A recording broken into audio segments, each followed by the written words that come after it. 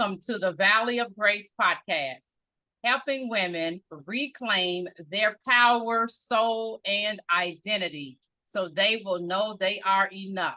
And I have a special guest here with me today, and her name is Ebony J. And I'm just going to start off with her telling the audience her life story. Well, thank you so much for having me.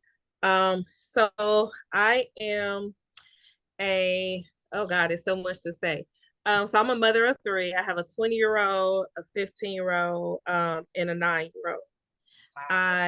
Wow, Yes. I'm a licensed independent social worker, which just really means that I can provide therapy to people.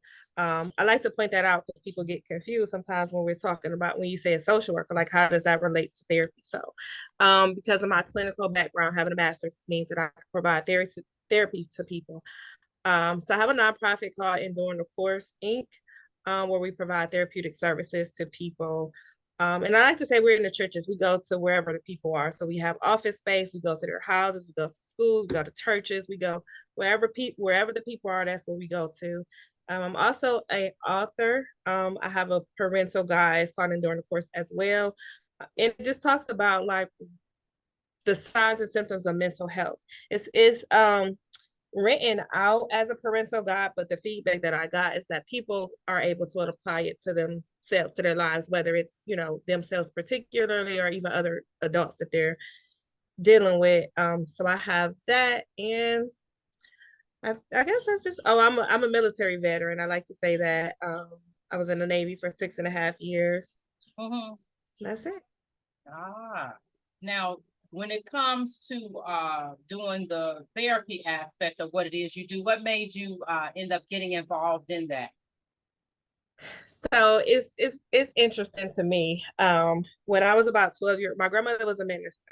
And so when I was about 12 years old, she told us that she had prayed for all of, her three daughters, their kids, my grandfather, right, to kind of see like where we would end up, like what was our callings and different things.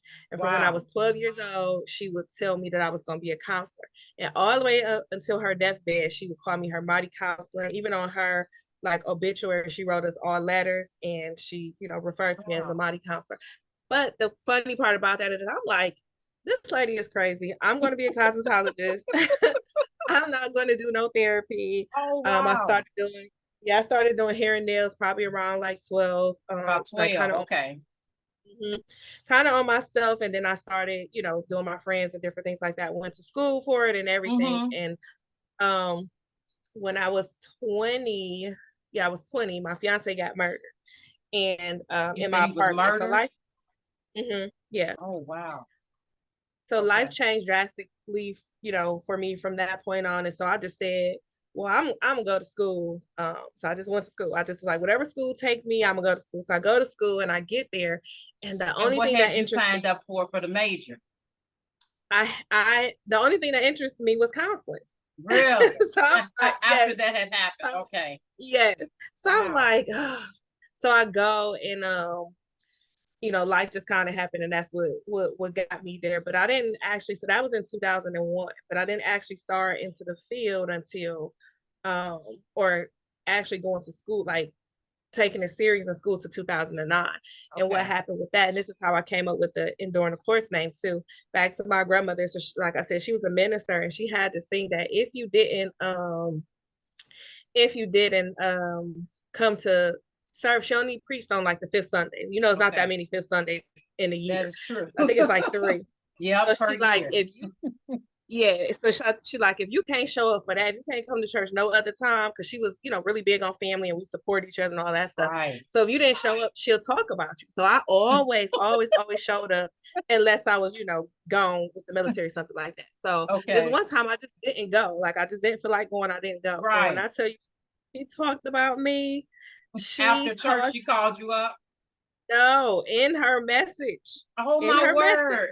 Oh, my word. She was kind of the preacher that called you out. Yep. So she taught her, the name of her message was Enduring the Course.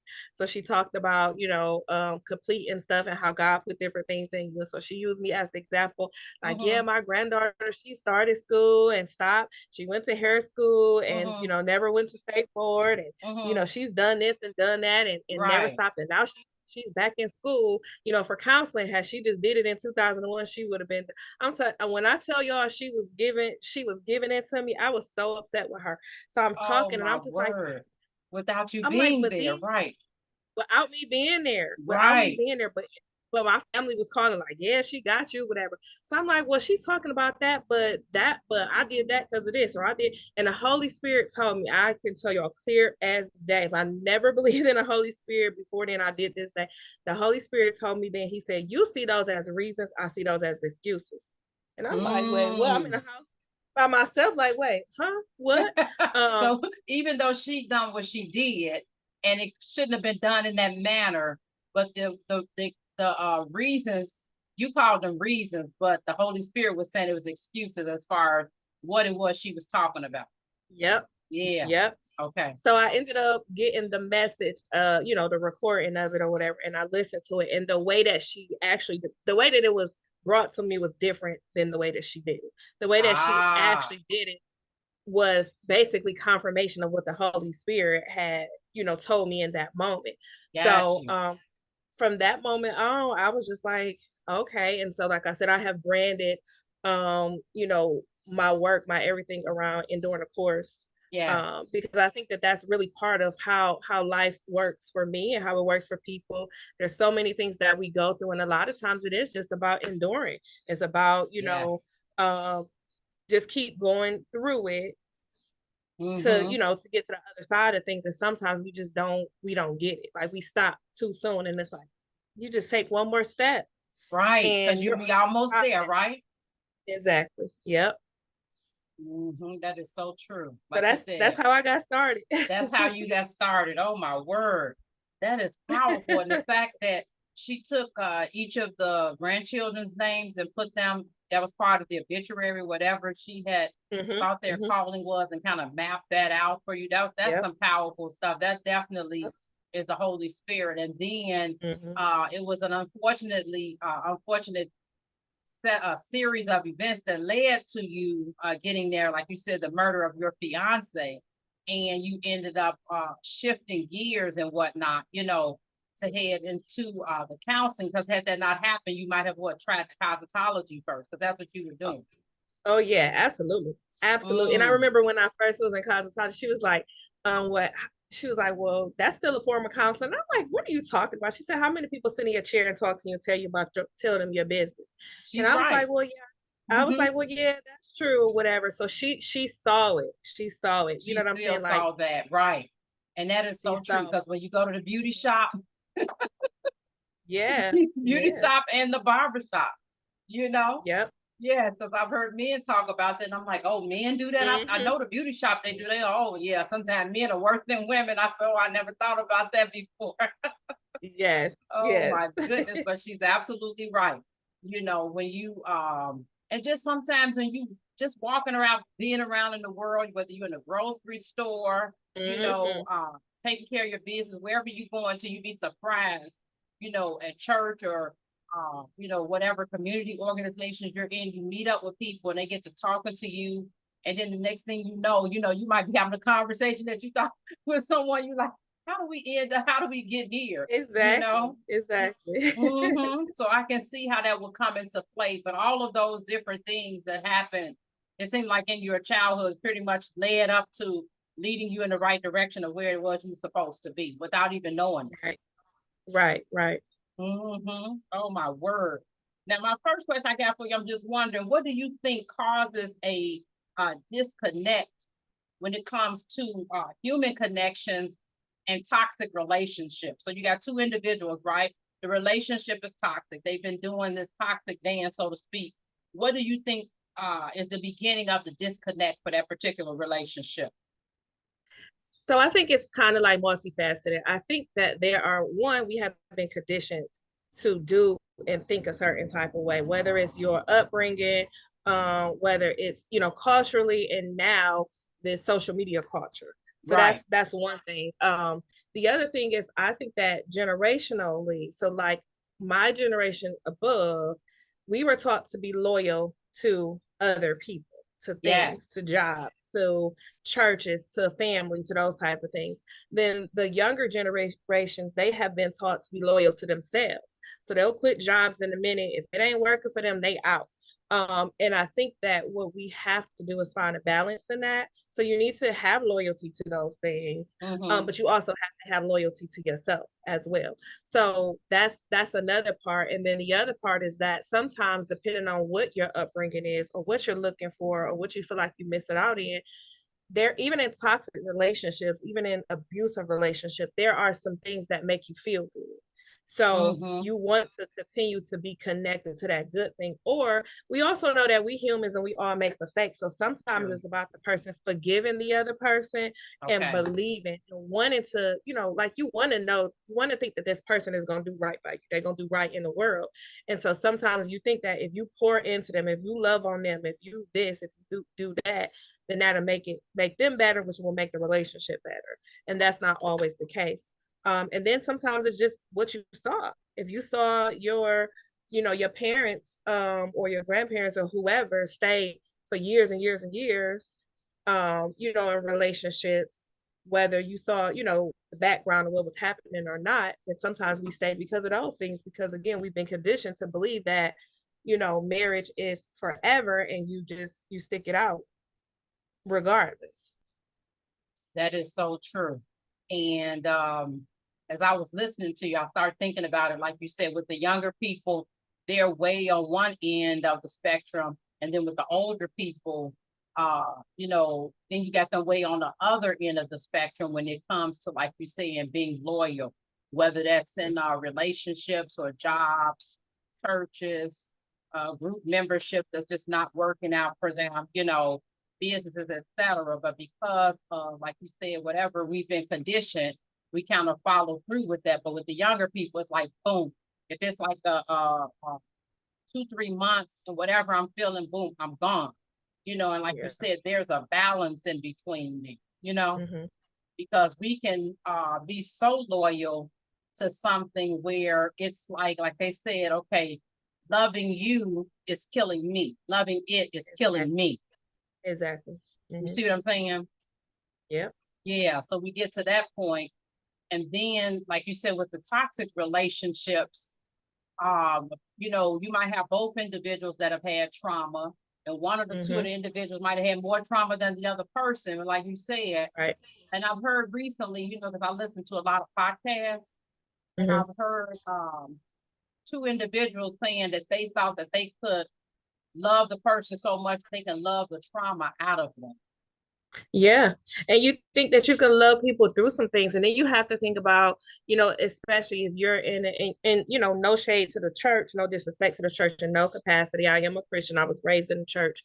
Um, and so it's no shade to that. But the church has, hurt us in so many ways. And it was unintentionally, I believe, but it has hurt us in so many ways. There are times I actually am a divorcee twice, 2 times. Okay. And when people ask me like, well, why do you think your marriage has failed, or what happened, or whatever the case? First off, they did not fail. Um, and my when I tell people about it, at the end of the day, we wasn't equipped. Nobody taught us. We had grandparents who were married and they stayed married until the death. All three of us had, Oh, that as an example. okay. But of course, what we didn't see is what they went through in between that, or to get to that point. And then there are some of us do know some of the things that did happen in those marriages or whatever, and we're just like, well, we don't want to do that or deal with that. But nobody was actually teaching us what to do. What I was taught, how I got married, both times, is because I was taught it was, better to marry than to burn. So I'm like, all right, well, I'm in this position where either I'm having sex or I want to have sex or whatever the case is. And so I don't want to be displeasing to God. I Right. love this person. We cool or whatever. So let's just get married. And Mm-hmm. getting into those things is like, no, it's work that has to go into it. You need to know these people and all of this type of stuff. But at the end of the day, nobody was teaching us the work, like what that work looks like. It was just like, if you get married, you in the, right standing with God, God to help you through. But then people were forgetting about, even the scripture of faith without works is dead. Like, you can't just be married. Like, you got to do some work. Oh For my that saying, goodness. you got to constantly do some work. Every day you're doing some work. You know what I'm Every saying? day. Even when you don't feel like doing it, you have to. And the work is going to look different all the time. The work could look like going to a counselor. The work could be just doing stuff for yourself specifically, directly, so that you can be a better person in a relationship. Like, it's just so much stuff. And we wasn't taught how to do that. We wasn't taught how to navigate, those type of things. And so naturally, the marriages, they failed. They just, Yes. I'm not even gonna say they failed, but they ended. They They ended because we couldn't, make it work. But on the flip side of that, to me, is that I am gonna get married again. And I have better tools. So I Yes. understand what it looks like and what work it takes. And so I know how to find a better partner Mm-hmm. because I know what I'm looking for. You know what I'm saying? I Yes, know I know me. exactly what you mean. You've done your work, Yes, and yes. like you said, you know what to look for now. You know what Hmm. the red flags are. And then Absolutely. sometimes just because, and I say this all the time, like what works for me may not work for somebody else. We all operate on a different, we might all be on a Absolutely. different operating system. You know what I'm saying? Hmm. According to our wiring, personality, and like you said, what we've been conditioned to, and all of that. Even with rewiring and doing all of that after trauma, we all work on a different operating system, right? And Right, so right. sometimes, you see what I'm saying? But sometimes we think, Absolutely. yeah, and then we think that, okay, if I meet this person, they have similar interests as me, it's going to work out. And it's like the older I'm getting, the more that I realize every person is not good for your soul. Absolutely. And I think there's a misconception around marriage too, like I said, especially in the Christian community, and in my opinion, of, like I said, that it's just gonna work because Mm-hmm. we both love the Lord. And that's not how it is. Like, there are some things specifically that I need my mate to do. And then there's some things that I have to know that this person is still human, and that when life is happening to them, they may not be able to do those things. So, like, for me, one of my things is that, I'm kind of financially stable. I have, quite a few things on my own. So I don't necessarily need a person to come in and financially do things. Now, let's don't get it twisted. I still believe that the man needs to be, he needs to be the provider, but I also Right. understand and recognize that I'm his helpmate. So in that case, there are some things that I will provide as well, even financially. But for me, one of the things that's very big to me is that it's what I call physical support. And what I mean by that is, I have a lot of things going on. And so I need my person to be able to, within reason, to be able to participate in those things, from small things to big things, whatever it Right. is, I need them to. I mean, even if I was in a relationship before, and that person couldn't be there physically because of his work schedule, but we Okay. would, video chat before, and we would pray Right. before the event. We would leading up to the event. We Mm-hmm. would talk about different things. He would let me run my stuff past him, and make sure Right. that it made sense, to him, and give me, constructive feedback and different Oh things like yeah. that. So that's what I mean by that. That's very important to me. And it's Right. important. I'll tell you why it's important to me, because I didn't have that in my last marriage. That was Got something you. that just did. But I didn't require it. I didn't request it. I didn't know that it was something. It's one of those, and like I told you, because my family, my grandmother has raised us to be supportive. So I've always had family there. There's not an event that I'm at Mm-hmm. or that I'm doing that I don't have at least one family member there. And Oh, so that's a I blessing. just kind of didn't really, yeah. So I didn't really think about it like that, because I'm like, I Right. know my family got me, if nothing else. And so it's like, no, that's something that's important to me. So yes, having my family there is wonderful, and I want that to continue. But I also want my person to be able to be a part of that. Oh, for So again, but I sure. didn't learn that. I didn't learn that though until I didn't get it in my marriage. So And then you realize this is important to me. yes, I can't go into another relationship without having this. This is part of what I absolutely. need, and that the new person needs to be able to, I guess I would say, understand that what you need. Hmm. Mm-hmm.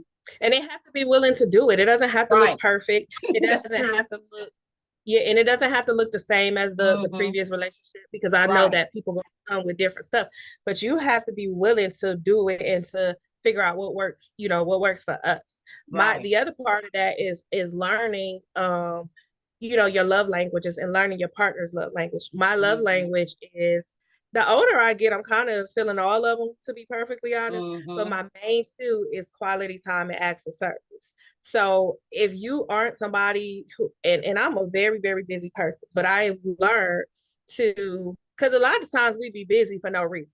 Like, That is let's just true. keep it on for the real. That is We keeping it real, right? we just be busy to fill space. Sometimes we just busy to say we doing something. Sometimes we busy Mm-hmm. so we can say no to other things. Mm-hmm. And I was one of those people, and I've learned to not do that. So I learned balance is like my best friend. We always, if it don't feel balanced, we gotta kind of, make some adjustments. But in that, that's one of the things that I spend time with family. I spend Mm-hmm. time with friends. If Right. I'm in a relationship, I spend time for with that person. Like I said, Exactly. I have all of these.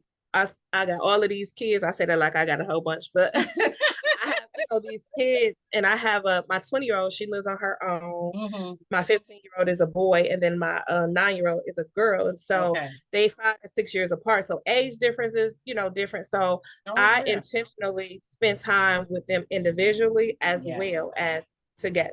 That's important. So that's the other thing, is that I'm very in this stage in life, at this age in life, I am very intentional about everything that I'm doing. Oh wow. Amen. I feel the Yeah. same way as like everything that I'm looking at now at this point, this stage in my life, it's filled with intentionality, alignment, and making sure that things are good and safe for my mind, body, and soul and spirit, Yes. Yes. and making sure that I'm getting what I need, and then able to reciprocate that in relationships. But sometimes we're so caught up into, because this is another thing that was false coming up. They would always say that so much is focusing on other people.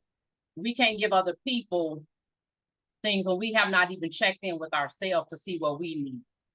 Exactly. And even the saying about pouring from an empty cup, and Yes. you get refilled not only from yourself but from other people. So I need Mm-hmm. people in my life that are pouring into me too. And it doesn't have to be the same person that I'm pouring into. Right. But there has to be somebody pouring into me as well. Because if I'm empty, I ain't got nothing else for nobody else. And that don't, that don't work for me. Right. It It's don't work for just, me.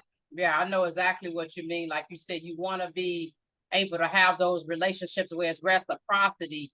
Other than that, like you Absolutely. said, you just keep pouring out, pouring out, pouring out. The jar is empty.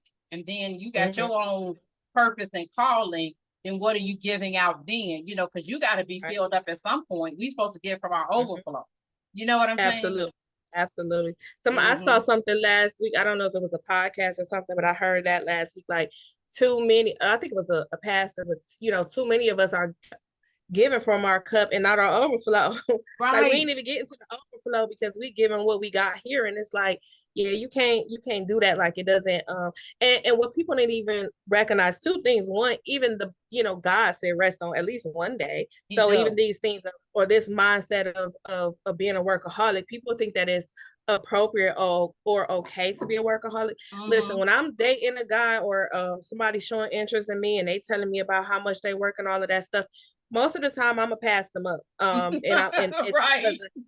it's That's a because of those things. Like, yeah, you can have as much money, you can have all the money in the world, you can have all of this stuff, but if you don't have time for me, if we can't do, or you squeezing me in, that don't work for me. Now, sometimes, because there's times when I have busy seasons, and right. sometimes in a busy season, but I also communicate those things. So if my person is communicating, like, yes, I work a lot of hours, but this is that.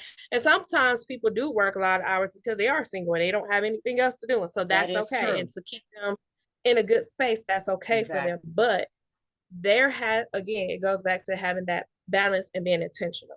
And Yep. if your conversation isn't leading to that, you're going to intentionally make time for me, then like I said, I'll pass them right on up. I know what you mean, because in the future, if that's the time where he said, okay, I'm gonna put a ring on it, then that's when it's gonna be a problem. If you the type where you just Exactly. have to, like you said, one's provide for yourself is one thing, to provide for your family. If you're never there, then that is also a problem. Because you can't work Absolutely. on a relationship and have a relationship with somebody you've never seen. And one of those times that that it became super, super prevalent is during COVID. When you had to be at home with your person, there were so many people kind of blame divorces on COVID and stuff like that. And that's not, I mean, it is true, but it's not true. Those things are things that was happening, but then the opportunity presented itself. It sure did. And they were already struggling. Exactly. And people can see what like the real was. They could see, you couldn't hide behind different things. When I was in the military, I used to work for DFAS, which is the military pay system. And I used to work in the retiree part. So the retirees consistently would tell me over and over again what helped their marriage last for years and years and years. And they said that it was that time away. So they were happy to be on deployments or, whatever things that they had to be separated for months at a time, sometimes years at a time. And that's what kept them connected in a relation. Like when I tell you repeatedly, they'll be like, if I didn't have that time in the military, then our marriage wouldn't have lasted. So that's again another thing that we have been conditioned to do, to not be able to stay there and work things out sometimes. But to use other things to avoid it. And COVID was one of those things where in a lot of cases you couldn't avoid that. That is true. Whatever was there, like they talk about, how we say sweeping on the rug, sweeping on the rug, sweeping on the rug. Well, how much we gonna get up under the rug? Even if we're in the house, how much you gonna sweep before the dust and all of that, whatever's under there just gonna start coming. You know what I'm saying? And it becomes toxic. Or you start tripping over them piles. Right, you start tripping over the piles. We know that. I mean, even at one given time, because with the human body just shedding dust naturally. So you think about it. And then you got all this trash and stuff. How much is going to get up under the rug before it's going to start to come out? And then it's going to start to smell. You know what I'm saying? Then you're going to start, it's going to be the stench and you're going to start getting sick. So it's like you said, it was just, what it was is like, whatever had the Band-Aid on it, you were able to see during COVID. You know what I'm saying? I mean, the Band-Aid came off quick, fast, and in a hurry. So why do you think that the reason that people stay in toxic relationships for so long, you think it's the same thing for Christians and non-Christians, or do you think it's different? I think that Christians stay in toxic relationships because of false teaching. It goes back to kind of what we were talking about before. One, I remember, being told from other Christians, like, because in my marriage, like I've never been in a physical abusive relationship. In my second marriage, there was no infidelity. And so people was like, well, you can work everything out. Everything else could be worked out. And so, I had to tell them very frankly, like, well, from the God that y'all been teaching me about for all my life, I don't believe that he wants me to be miserable, first off. Second, and I'm not saying to do this or to use this as an excuse, but when I knew that it was time towards, when I was looking towards divorce, God is going to forgive me. Yes, this is not what he wants, but God is going to forgive me. And then sometimes people try to take the literal sense of what God put together, let no man take asunder. But God ain't put all marriages together. Like some of that is up. Yeah. Some of that is up. Go. We take it, and like you said, we do whatever we want to do. We put that thing together, and God has not put his seal on them. Exactly. So, and then when you go, because we have been taught to go to, for wise counsel. So a lot of us will go to the pastors or who at the lay pastors or who the ministers to, get counseling and get support. And sometimes the advice or the things that they're giving us, especially me knowing now, because in my first marriage, I wasn't, a therapist. I wasn't a counselor or anything like that. So I didn't have those type of tools in the first marriage. Right. And so, but I was still going to those people, and looking back, the advice that they gave, some stuff was just insane. It wasn't nothing like too weird, but it's like, that doesn't even make sense. If somebody's mistreating me, then why would I do whatever? Humanly, the humanness in me, the flesh in me ain't even going to allow me to do that. So we have to come, that the counseling has to be, different and better. And then the other part of that too is that sometimes we are God is also a sovereign God, but God is also, I've been taught that he's a gentleman. And so I can pray all day and I can want what I want all day. But Mm-hmm. if that the person on the other end, if my spouse on the other end is not in alignment with that, God is not going to overshadow my prayer and make this person be what they don't want to be. I don't believe that God Right. works like that. He's And not that's gonna not, go. Yeah. scripture. That's not scripture, but that's what I believe. I just don't believe that. So Yeah. again, That free sometimes will, right? exactly. And so sometimes we stay because of that. And then there's a lot of shame that the church brings to, because in the church, since in the secular world as well, but in the church, we have been taught like that is kind of like a what do you call that? Like a not an honorary, but like that's like the epitome of things. Like when you get married, that's why you see a lot of Christians, they get married, 6 months in sometimes. Mm-hmm. They married. So Mm-hmm. um when we had so then to have to get divorced, then it's Right. like, oh shoot, then what Then does that what? look like? What is people gonna say about me? And even Mm-hmm. when you know that you should be getting divorced and stuff, it still don't feel good. It's still scary. It's still like I said, it still hurts. Yep. So it's a lot of emotional stuff that comes with that people don't want to deal with. And then in a secular world, or either one, what about when there's financial things? Like sometimes it's too expensive to leave. You know what That I'm is saying? So true. I sometimes know. people say because of financial things, or sometimes because of the children, people want to be don't for me in my second marriage, I stayed a little bit longer than I should have, because I'm like, my older two kids had already been through a divorce and I didn't want my Mm-hmm. baby to deal with that, and I didn't want them to deal with it a second time. Right. So different things like that. And then for me it was like, okay, I'm the only person in this equation that's been divorced twice. Gotcha. My both of those, and it's kind of acceptable to be divorced once, but like when you start saying you've been divorced twice and I three see what times you're and all this stuff, saying. Yep. people looking at you like you're the problem, and that's not even necessarily the case. Like I there are know. certain It's not things, always. Yep. yeah, it's Yep. it's certain things that happen that lead you to that, but that's not how society see it. So of course Right. people they'll stay because of those type of things. So it's just a lot of factors that people say. And then when you love people, when you love somebody, and then fear of starting all over again, what's Oh, what's that going to yes. what's that going to do to me or to my kids, or Mm-hmm. so Yep. it's so much stuff that is like people just stay for all type of reasons. That is so true. Oh my word. That is so true. Now, somebody said, what's your definition of a toxic relationship and what are the red flags? What would your answer be?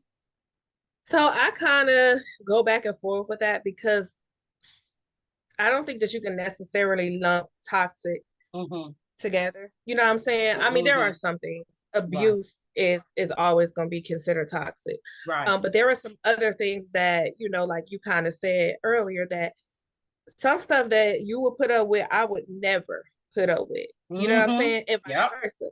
So it's very hard to say what a toxic relationship has abuse.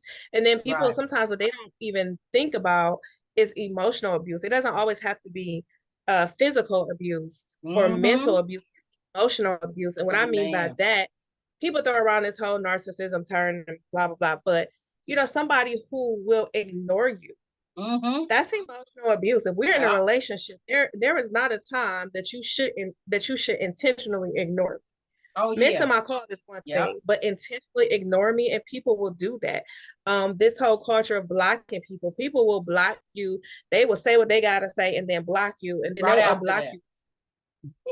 Like, yeah, but then they'll unblock you to continue the conversation or continue the relationship, and that's a form of emotional abuse as well too, when It people don't sure think about it is. like that. But that's another thing. And then there's financial abuse. There are Mm-hmm. people who will hide money, and a lot of us was taught, to have, especially females, to have mad money or have emergency Right. money, Right. your spouse Right. don't know about, but that's not a good thing. Right. That's a form of financial abuse, or if you're controlling people. So those are some of those things, and those things equate to red flags as well. Red flags is another thing that is one of those things that is not black and white to me, Mm-hmm. because there are sometimes people come to you a certain type of way, But God also places people in our lives. Like we are assigned to certain people. And sometimes True. it's for a season. Right. Sometimes we jump the gun and we put ourselves in relationships when the assignment was just for us to maybe pray for them or be a friend to them or help them in the capacity. But we get it misconstrued and then we, be in relationships with them. But again, so sometimes people will come with red flags. And just like I said with that thing about somebody who's too busy. I don't necessarily cut every single person off because of that. Right. But we have to have a conversation. And there's certain things that I'm listening to. You know what I'm Right. saying? Or I'm Oh, listening I do. for. And so with that, so people are all just like, oh, well, he's this and he's that. And yes, maybe he is this or maybe she is that, but it could be based off of what they've experienced before. And True. it could be, you could be the person that they will change for, not that you can change them. But sometimes we just don't know. Sometimes we uneducated about something. Sometimes we think that this is what we're supposed to do. This is how we're supposed to move in relationships. This is how we're supposed to do this and supposed to do that. And so this is what we do until somebody else say, hey, no, that ain't working for me. You know what I'm saying? Right. Yep. Or why don't you try it this way? And so then once you do that, then that person no longer has the red flag necessarily. You know what I'm saying? Right. So that's why for me, it's just not black and white. And I don't not black and white. When we a lot of times we don't love enough, enough people enough, be patient with them, forgive them. And then we were talking about like with that balance. And then sometimes it's like we go overboard where we love them so much that it kills us in the process. You know what I'm saying? Absolutely. Yep. Yeah. Oh my word. And then I've got another question for you before we go into some of the different things that you're doing. Why do you think it's important to break soul ties, trauma bonds, etc., and those unhealthy relationship patterns before entering a new romantic, business, ministry, and or co-worker relationship? I think that, I guess the simplest way that I would say is because who wants to bring old stuff into a new situation? Who wants to build on top of trash? You know what I'm saying? Who wants to build on a rocky, shaky, foundation? I remember one of the examples when my second husband and I went to marital counseling with a professional counselor. I remember telling them like, because on the outside looking in, that marriage was, people thought that things were like super, super good because we were especially myself, we were progressing very well individually. And financially, is that what you would say, or in that sense? Financially, when we got together, we both had been in college for 2 years. Okay. And for me, I ended up getting, my associates, my master's, my bachelor's, my master's. I started my business. I wrote my book. Right. Just different things. We had at one point brand new car off the lot. That was, the first time for either one of us. Right. We had like custody of one of his daughters at at a point and stuff like that. And so just I was in training to be a minister at the church. I was very heavy into the church, and he was this was the first time he had like a stable job for a really, really long time. And so it appeared to other people that we were, doing well or whatever. Got you. So it looked good on paper. Yeah, but in reality, what I was telling the counselor is that it's like we're building a house, marriage is like building a house. And so we're building this house, and the house is getting higher and higher and higher. And it's getting wider and wider and wider because that's what, if you can have your dream house, it's probably a pretty nice sized house. Oh, and my word, it is. It got swimming pools and it got, all of this stuff. And so yes, I'm picturing it. Yeah, and that's what she said. She's like, I can see that. But our marriage was like that. We have these things where we're buying this and we got this, 10-room house and we got 15 bathrooms and we got a maid and a butler and all of these things. But the foundation is crumbling. The foundation has got so many cracks in it. The foundation is not stable at all. And so at some point, if we don't go back and we fix that foundation, that house is gonna crumble. And that's what happened. And I was telling them then, like, hey, listen, foundational pieces in this relationship is not where it needs to be. So when you think about, relationships like that, like you said, Right. relationships across the board, whether it's a business, whether it's, partnership, whatever the relationships are, that foundation has to be good. And when you're not breaking those soul ties, you're bringing those into that foundation. So you're already coming with cracked foundation. You know what I'm saying? And Right. so you don't want to do that. And then you have to get healed for that stuff, because if you thinking, for example, if you have trust issues, or if you fear that some person gonna cheat on you every time, or everybody Right. cheats, like they say, all men cheat or whatever, and that's not true. Everybody has the capacity, everybody has the potential to do it, but do everybody do it? No, they don't. Have people done it in the past and never did it again? Absolutely. But if Right. your mindset is that, then you're going to move a certain type of way. So you either going to teach yourself because you don't want to get hurt. You're not going to connect with somebody, like you're not going to actually be and be able to give yourself fully to a person because you're afraid of them cheating, or you're going to be accusing them all the time, and that's going to cause issues all so the time. You're right, but because if that's you what's in the mind. It's already been said. It's a exactly stronghold. exactly Yeah. exactly that's in your mind, and that's in your heart too. Like Yeah, people it's in the have to, heart. yeah, they have to know that, if your heart ain't pure, if your heart ain't clean, to the capacity that it can, Right. it's not going to work. Like nothing's going to work. So you need to go get those soul ties broken. You need to be praying for those type of things, and you need to get healing, like whatever that looks like for you. It's important to do that before you get into another relationship, because so my specialty, in my practice, I specialize in healthy relationships. So Oh, I got okay. excited. I got excited when you talked about, I mean, it was briefly, but still, like, just not intimate relationships, because people always equate relationships to intimate relationships, but it's like, no, we are constantly in relationship with people, like you said, in Yes. partnership with people, in business. I have, several business partners or whatever, but I only can be in business with those people if we are in alignment. Those people, if there's an exchange, if their heart lines with mine, and that doesn't mean that we have the same like personality or different things Right. like that, but Right. it just means that our intentions, that are the core of us is positive, and we working for the same goals or whatever. But Right. I have to be in relationship with those people. So those are people that I'm going to lunch with. Those are people that I'm coming over their house. They're coming over my house, and we don't Right. necessarily hang out and talk all the time, but it's a lot more than just we meet up for business. Like I need to know Right. them in some aspects on a personal level. So, having those relationships. But if I bring it to even a business relationship, because I've got burnt in business relationships, Right. before. So Right. if I brought that mindset and that mentality to my next one, then we don't have trust. And um one of the things that my last ex-husband said one time, and I thought it was stupid at the time. I ain't even gonna lie. And then I Right. circled back and I apologized to him when I realized it. But I didn't trust him. And I told him, that I didn't trust him, and I said all of the reasons why. And so he said he didn't trust me either. And Okay. I said, well, why? Because like the reasons that I gave him, I wasn't doing those things to him. So I felt Right. like you ain't had no reason not to trust me. But he Okay. told me he didn't trust me because I didn't trust him. And at the time, I thought that was really stupid.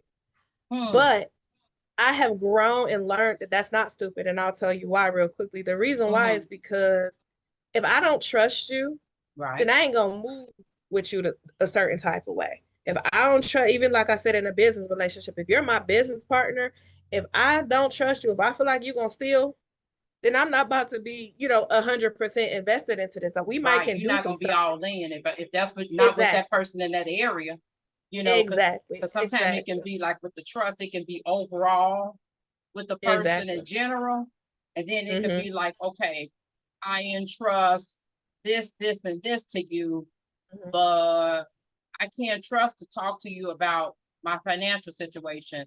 I can't trust to talk to you about social justice issues. I can't trust to Exactly. talk to you about, you see what I'm saying? My Exactly. like if somebody got intellectual frailties, I'm just giving an Mm-hmm. example. So it might be like Mm-hmm. that. I can't talk to you about those three, but you know what? I can tell you all the drama that's going on. I can't Exactly. trust you to sit there and listen. I know that you understand me. I know you're for me. You got a track record of being Exactly. able to listen, and I don't have to worry about you either spreading what I've told you to someone else and gossiping and judging me and condemning and criticizing me about it. And I don't have to worry about, okay, if things are not going well, all of a sudden you bring that up to attack me. Right. That type Right. of thing. Exactly. Exactly. But if you walk in the world with lens of you can't trust nobody, right? Nobody, everybody's out to get you and all of those type of things. But those are soul ties. That's those soul are ties. things. Those are areas that need to be healed. Yes, those things have happened to you in the past, but that doesn't mean that that's how everybody is in life. That's true. And if every single person you running into in life like that, then you might want to check, like something is attracting you to those people. So that's still something that you need to be working out. Yeah, that is true. Something's attracting you, because whatever it is we're thinking and have developed as part of the mindset that has become a stronghold, we literally go around because it's in our mind over and over again. We're seeing people, no, I'm in a dog. I'm in a dog. Exactly. All women are gold diggers. So we're just like repeating it on rote in the head. So then what we're going to do, we're going to manifest whatever we're saying, because it's life and death and the power of the tongue. And then it's even in our head, in our heads, in the mind.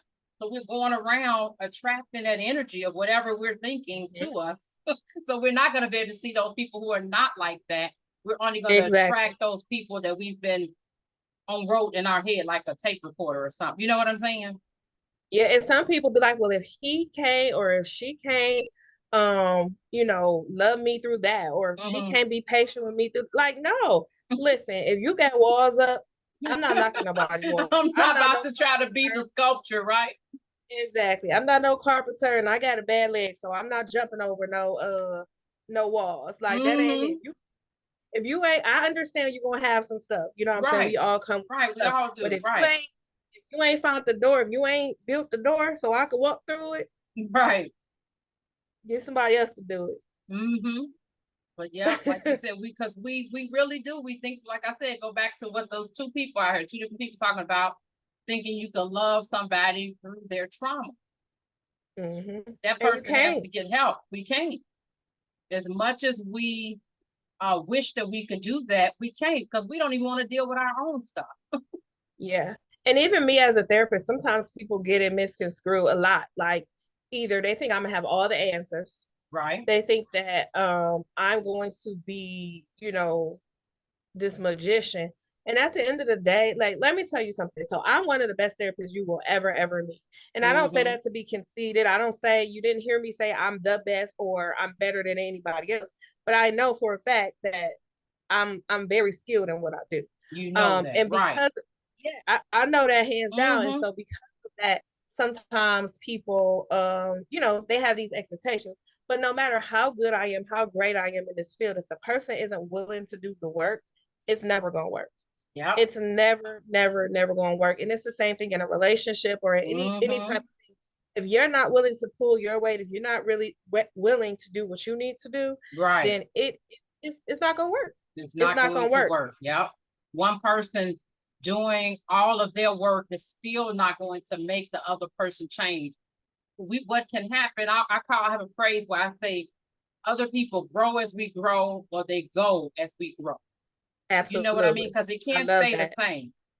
You know what I'm saying? It can't stay the same. If one person is totally growing, the other person is not. Either the relationship is going to come closer together because the other person is going to start growing, or it's going to grow further apart because the other person is not growing, and you're trying to make up, the one person who is, you're trying to make up the difference in the relationship, and I've had some friendships that it took me a while to realize that. And it goes back to that what we talked about, pouring from an empty cup. If I'm carrying everything, I ain't got nothing to give. And again, at this point in my life, I need to give myself a lot. You know what I'm saying? Who's giving it to me at this? As a child, your parents or your caregivers are the ones typically pouring into you. But as an adult, you don't necessarily get that from other spaces, not a whole lot. That is true. So I gotta do it. I gotta do it myself. So if I ain't got enough for myself, then I ain't got nothing to give to nobody else. And that doesn't work for me. Like I said, I still have kids that I have to nurture and pour into. I have clients that I'm responsible for. I have, a team that I'm responsible for. And just as a Christian, I have other people in the world that I'm responsible for to pour into those people. So if I'm constantly empty, if I'm Right. giving everything, especially if you're giving everything to one person, Right. To one person, then your energy, you don't, and we all it's part of self-awareness as far as knowing where is the threshold. You know what I'm saying? hmm Because we all have a hmm threshold in all those different areas, whether it's emotionally, mentally, yes, spiritually, financially, on and physically, all of that. So it's like once you know the threshold, it's like you say, okay, so if I'm spending 80% of my time in this area, I don't have time to take care of my own needs, let alone give out to anybody else that I want to. You know what I'm right, saying? We only right, have so right. much energy. Exactly. And also, too, people are constantly thinking. I remember, especially when I first got into the field, and people would say, well, why do I need to go to school to be a therapist? Or I feel like I'm already a therapist to my friends or my family or this and that. So what I would tell people when they would say that at first. So, okay, I would ask them their age. So let's just say that this person is 25. So typically, if you're Right. 25, the people around you are 25, around Okay. that age. Right. So I'm like, do you want somebody, or even if you go into your mother or somebody older, but do you want somebody who Right. has these years of experience, Mm-hmm. or do you want somebody who have these years of experience plus a therapeutic framework? So somebody True. that has been trained and taught to learn things. Like, which one would you choose if you have to choose? And so Right. they be like, oh, okay, like that's the difference. On top of being a therapist is so exhausting. Like it's Mm-hmm. so exhausting. It's so draining. People don't think about this. So two things to this. One, I see a therapist myself because people are exhausted. They It's are. draining. That is so Um, true. And and then people the think other it's part, weird, don't they? oh But yeah, yeah. therapists and coaches, they need to go hmm see therapists too to keep themselves in hmm order. Because so the second part is kind of to your point, people don't realize, like, just because I'm a therapist, because I have these tools and tips and all of that stuff, when life is lifing, it's lifing for me too. You know what I'm saying? Like Right, I've you're a been in human being. Right. absolutely, and people don't think about that. I've been in a situation when my oldest daughter was like 15. She was running away from home, so it Mm-hmm. was so hard to be working, helping with these parents or helping if I Yeah. have kid clients, and I don't even know where my child is at, or me and my child Right. not speaking. Mm-hmm. Or my dad passed at one point, and I was still showing up to sessions and different things like that. And my clients didn't know; they never really know what's going on with me until most of the time. So I come out on the other side, but they don't know until they need to know. If it's a day where Right. I just can't, I will tell them like I just can't. And then sometimes, depending on the relationship, I will brief of what happened or whatever. So, but to be a therapist, when life is happening to me, my clients don't really care what's going on with me. You know what I'm saying? Gotcha. So I Right. still have to be in the moment. I can't be thinking about what's going on over here or there, or where I can't even be thinking about my bank account being empty. I have to be Mm-hmm. in the moment and present for that person. And that's a skill. And when you think about it, when you're trying to do that for your friends or your friends trying to do that, just think about if you and your sibling and both of Mm-hmm. y'all are grieving, Right. who you going at some point it's hard to lean on that person because they might be having Mm-hmm. a good day, you having a Right. bad day, A but you bad don't want one. to call them and bring them down. You know what I'm saying? Right. I But when know you have exactly a what you mean. therapist, the therapist is trained to do that. And the therapist is that's not your friend, that's not your family member. So their Mm-hmm. emotional connection is gonna look different. True. So that's why it's important to go to therapy Mm-hmm. when you're having those type of things too going on versus just thinking that your friends can help you solve everything. Now, don't get me wrong, they can sometimes, but having Right. that unbiased opinion, having somebody who, like I said, is skilled in those type of things, who have a certain skill set overall to help you is very different from um just your friends or family helping you. Right. Right. That is so true. Yeah. Like you said, it's unbiased because sometimes we can be so close to the story and you're like, well, I need to just have somebody on the outside just to listen to Yeah. see, Yeah. is it just me? Am I just um, just being overly triggered or having too much of a high expectation in this situation? Sometimes we don't know. hmm And so it's better to hmm kind of go outside. And then when people really love you and they good friends with you and you're able to connect deeply, sometimes it's even hard for them to really see and have a unbiased opinion. So that's good to be, you Exactly. know what I'm saying? Yeah, because if you my people, if somebody doing something to me, I might want you to ride with me. You know what I'm saying? And if you my people, you gonna do it. But my therapist, or as a therapist, I ain't riding with you. I'm gonna tell you, like, yeah, I don't think you should really do that. Like, don't do that. So that's what people have to think. And then people also have to think, like, as a therapist too, I tell people all the time, listen, Right. I don't do therapy for free. And Hmm. what I mean by that, I'm not your therapist. So I'm not going to sit. Yes, I will give my opinion or different things, but you Right. ain't getting Right. sessions from me. Right. And I've had to, learn to balance that too, because I used to be the person, even before being a therapist, you could call me 2, 3 o'clock in the morning, and typically I'm answering my Hmm. phone. I could be, whatever, and I'm still going to give to you. But again, having those boundaries and that balance, I don't do that. My Hmm. phone turns off, you know, uh, at a certain time, all the Hmm. time, every Right. day. Just different type of things that I put in there. So I just tell people I don't do therapy for free. Hmm. Um, so don't think, again, within reason, sometimes some Right. people can call and I'll talk to you and whatever, whatever. But on a regular basis, you need to get on my calendar Right.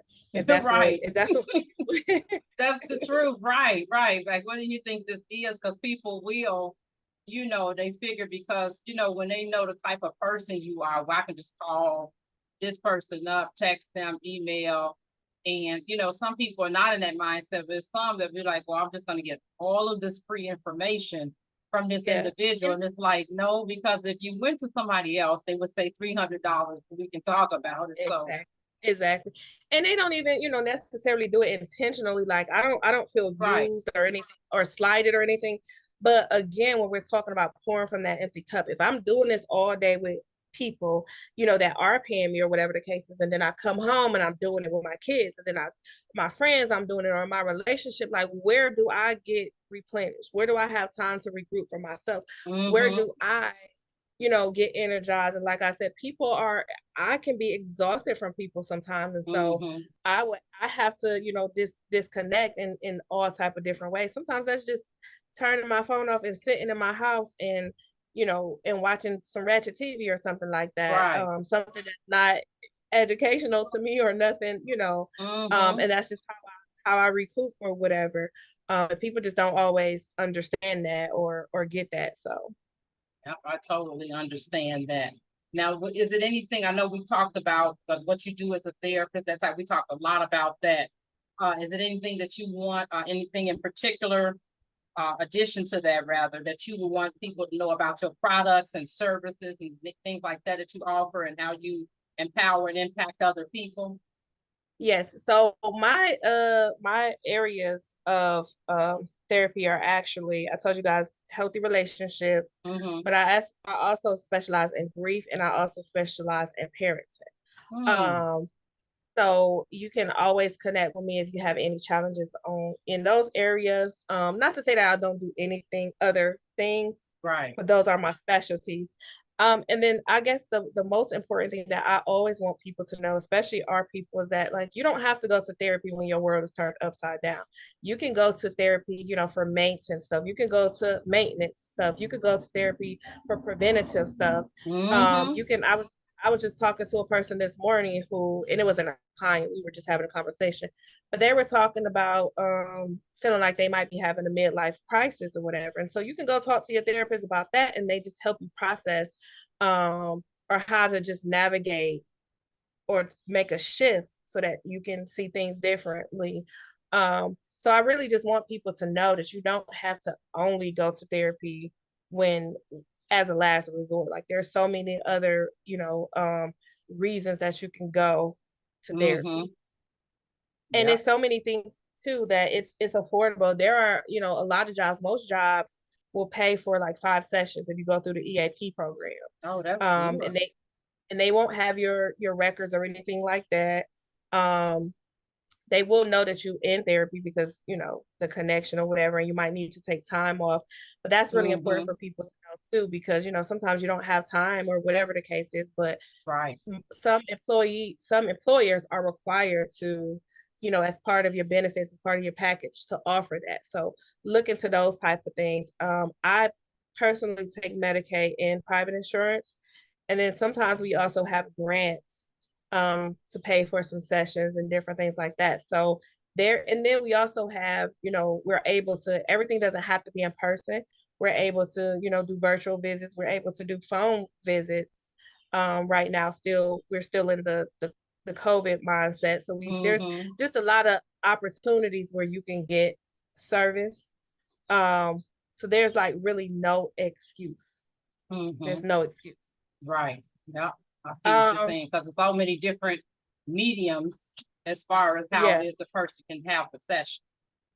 Yeah. And don't let therapy be limited to, like I said, thinking that a person that is going or needs to go is because they're crazy or anything like that. Therapy, there's so many things that you could go to a therapist and talk about, and different things. So I do, like I said, I have the book Enduring the Course. It is on Amazon, or you can contact me and I can get it to you directly. And again, it just talks about signs and symptoms so you can know kind of when you need help, versus when some stuff is just normal. Sometimes we don't think about developmental things. Sometimes we forget about when we were a kid or when we were young or different things like that. But some of that stuff is just growing pains or just part of life. So it kind of talks about that. It talks about the church a little bit, about, like I said, how it has done us a disservice, and how sometimes people think that if you go to therapy, or especially back in the day, if you did that, then if you had these issues, then there was a demon inside of you. So kind of speak on that a little bit, and how that's not true, and some scriptures that, to support what I'm talking about. And then I co-wrote a book with she's 9 now, but she was 7. So we co-wrote a book on social emotional learning. We got some Black characters in there. So, it's important to have Yeah. It's called Ava Breaks the Rules. It's also on Amazon. Or you can, like I said, contact me and I could get it to you. But I love that because it teaches kids, everybody needs to learn how to control their emotions. And that's what social emotional learning is about. So the book kind of just talks about, controlling your emotion in different situations at school. And the little girl particularly goes to therapy. And listen, even though I'm a therapist, I don't believe that everybody needs therapy, but I believe that everybody can benefit from it. But it's a way to just, introduce some skills to kids. It also has some tips so that parents or the adults in the life can teach kids, or like give them some conversation starters. That's what that book is about. I have another book coming out. It's called Dear Stacy, and it's letters from or about Black men. And so I got a combination of letters from different people, and it's just, like I said, two from or about a Black man. So that will be coming out pretty soon. And then lastly, I have a podcast as well. It's called Enduring the Course with Ebony J. So you can check me out with there. I co-host it with one of my business partners. Her name is Penny Siobhan. She's a therapist as well. And we just talk about all things mental health. And then as far as where you can find me, my practice. So I'm licensed in Ohio and in Georgia. So I only can take clients in that capacity. But you can find me, or our website is www.enduringthecourse.org. And then my social media is Ebony, or Instagram is Ebony with the Y_JAE. So you can always connect with me there. Even if I can't service you, you can still reach out to me, because sometimes people, we fear the unknown. So sometimes people don't know what therapy is going to look like, or what questions to ask. I tell people to interview your therapist. Like I tell people all the time, I'm not for everybody and everybody isn't for me. I don't take every single client just because they come to me. Because how my personality can be, sometimes it's not going to work and it's not going to be beneficial to the process. But I also have a very big network of therapists. So more than likely, I probably could connect you to somebody in your state, if you're not in one of the 2 states I service. Yeah, and that is so important. I'm glad that you mentioned that, like you said, because we know our own personality And then, we might not necessarily click, to other people and their personalities, it might not necessarily be a good fit. So I do believe that, like you said, as we talked about all those different arenas that we have relationships in, and it's as well when it comes to like clients, doing therapy and Absolutely. coaching and that type of thing. Because I'm a coach, so it's like, when you are working with people, everybody's not necessarily a good fit for your style, Right. hmm And like you said, sometimes people are expecting, sometimes they go in, like you said, thinking like a magic wand, or that you're going to be God, not thinking about the part that, okay, I'm giving you the tools, I'm giving you a framework, a coaching framework, or with you a therapy framework. I can't do the work for you. Absolutely. And I don't work harder than my clients work. I honestly don't. I don't.